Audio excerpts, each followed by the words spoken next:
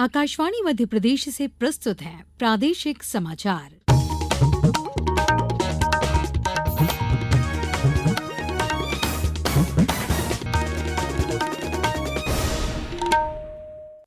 नमस्कार, समाचारों के साथ मैं पूर्वा त्रिवेदी। सबसे पहले इस बुलेटिन के मुख्य समाचार।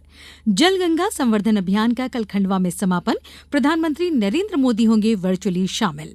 मन की बात कार्यक्रम में प्रधानमंत्री ने बालाघाट की सुमा उइके का किया उल्लेख।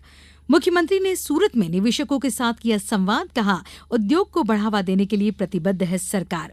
सिवनी अभयारण्य में वन विभाग की कार्यवाही से प्रभावित लोगों ने केंद्रीय मंत्री शिवराज सिंह चौहान के साथ मुख्यमंत्री से की भेंट। और प्रदेश में सभी स्थानों पर बारिश। मौसम विभाग ने सीहोर, झाबुआ, धार, इंदौर में भारी बारिश का येलो अलर्ट किया जारी। अब समाचार विस्तार से।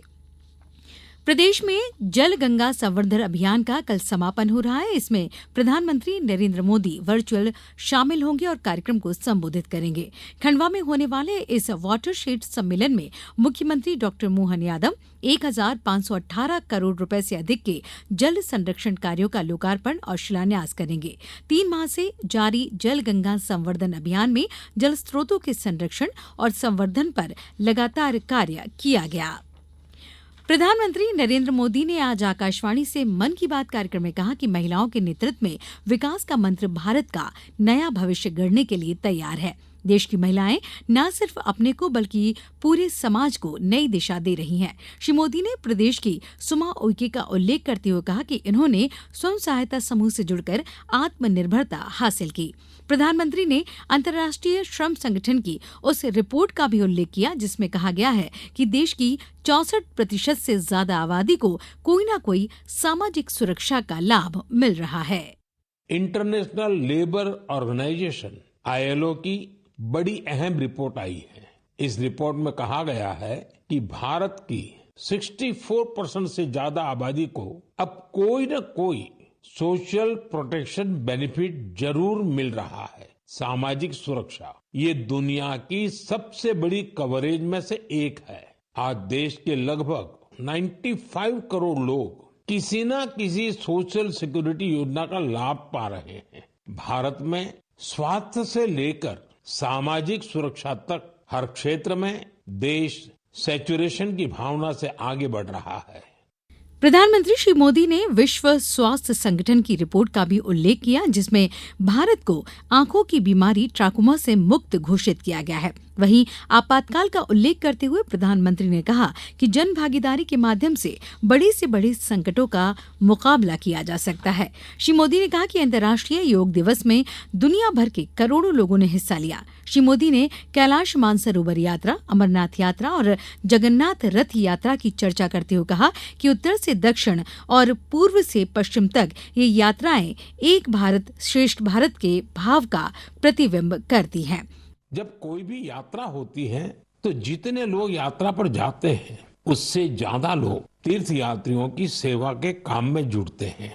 जगह जगह भंडारे और लंगर लगते हैं। लोग सड़कों के किनारे प्याऊ लगवाते हैं। सेवा भाव से ही मेडिकल कैंप और सुविधाओं की व्यवस्था की जाती है। कितने ही लोग अपने खर्च से तीर्थ यात्रियों के लिए धर्मशालाओं की और रहने की व्यवस्था करते हैं।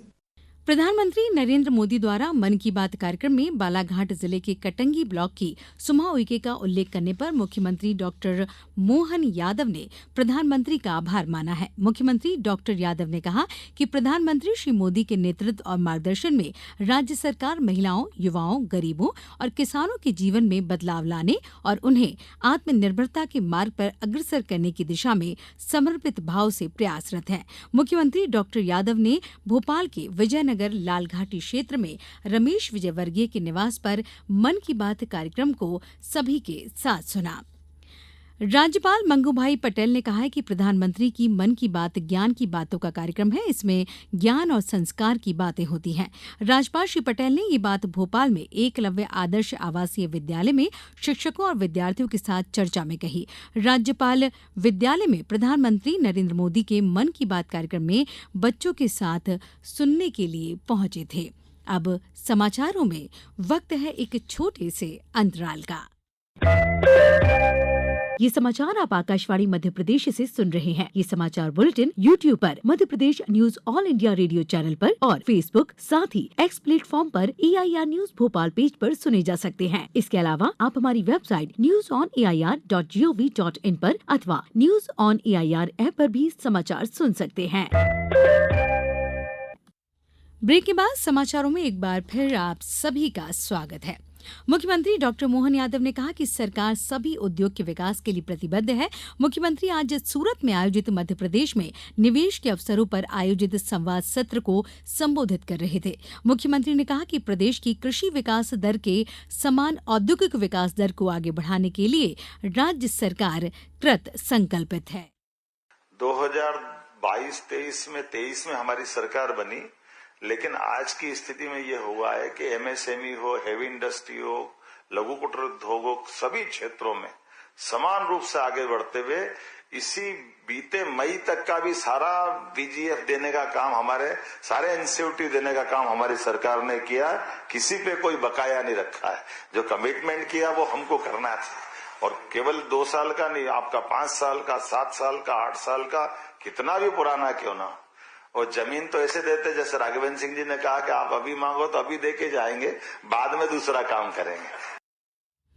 मुख्यमंत्री डॉक्टर मोहन यादव से केंद्रीय मंत्री शिवराज सिंह चौहान ने आज सिवनी अभ्यारण्य में वन विभाग द्वारा की गई कार्रवाई से प्रभावित जनजातीय समुदाय के लोगों के साथ भेंट की। मुख्यमंत्री निवास पर हुई चर्चा में केंद्रीय मंत्री के साथ खातगांव झावर क्षेत्र के लोग मौजूद थे।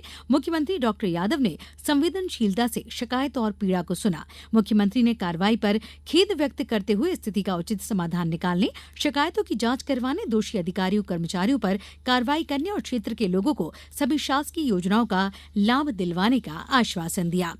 ओडिशा के पुरी के गुंडीचा मंदिर के पास आज सुबह हुई भगदड़ में 2 महिलाओं सहित 3 श्रद्धालुओं की मृत्यु हो गई और कई अन्य घायल हो गए। इस बीच ओडिशा सरकार ने घटना के बाद पुरी के जिला मजिस्ट्रेट और पुलिस अधीक्षक को स्थानांतरित कर दिया है और घटना की जांच के आदेश दिए हैं। केंद्रीय गृह मंत्री अमित शाह ने आज तेलंगाना के निजामाबाद में राष्ट्रीय हल्दी बोर्ड के मुख्यालय का औपचारिक उद्घाटन किया। इस अवसर पर श्री शाह ने कहा कि प्रधानमंत्री नरेंद्र मोदी ने निजामाबाद में राष्ट्रीय हल्दी बोर्ड को मंजूरी देकर हल्दी किसानों और लोगों के 40 साल पुराने सपने को पूरा किया है। भारत भर के करोड़ों किसान और विशेषकर तेलंगाना के हल्दी के खेती करने वाले सभी किसानों की 40 साल से मांग थी कि राष्ट्रीय हल्दी बोर्ड बनाया जाए। आज मोदी जी ने इसको विधिवत रूप से पूरा करने का काम किया। प्रदेश में सभी स्थानों पर बारिश जारी है। भोपाल, ग्वालियर, नर्मदापुरम, धार, खंडवा, रतलाम में आज सुबह से तेज बारिश हो रही है। मौसम विभाग ने कल सुबह तक के लिए सीहोर, झाबुआ, धार, इंदौर, उज्जैन, देवास, शिवपुरी में भारी बारिश का येलो अलर्ट जारी किया है। इसके अलावा अन्य जिलों में भी तेज बारिश हो सकती है। आज कटनी जिले में बारिश से जल गंगा संवर्धन अभियान के तहत बनाए गए 18 अमृत सरोवरों में पानी भर गया है। छिंदवाड़ा में भी सुबह से बारिश हो रही है। अब कुछ समाचार संक्षेप में। जबलपुर में हेल्थ कॉन्क्लेव 2025 आयुष्मान भव कार्यक्रम में आज उप मुख्यमंत्री डॉक्टर राजेंद्र शुक्ल सम्मिलित हुए। गुना कलेक्टर ने आज ग्राम पंचायत मोहाल कॉलोनी बमौरी का दौरा कर ग्रामीणों से सीधा संवाद कर साफ सफाई और स्वास्थ्य को लेकर जागरूकता का संदेश दिया। छिंदवाड़ा पीजी कॉलेज परिसर में कल 127 महिला व पुरुष उम्मीदवारों को अग्निवीर मॉक टेस्ट प्रशिक्षण दिया गया। आज अशोकनगर से चंदेरी तक रीवा शक्ति अभियान के अंतर्गत साइकिल रैली का आयोजन किया गया। रैली को कलेक्टर आदित्य सिंह ने कलेक्टर से हरी झंडी दिखाकर रवाना किया।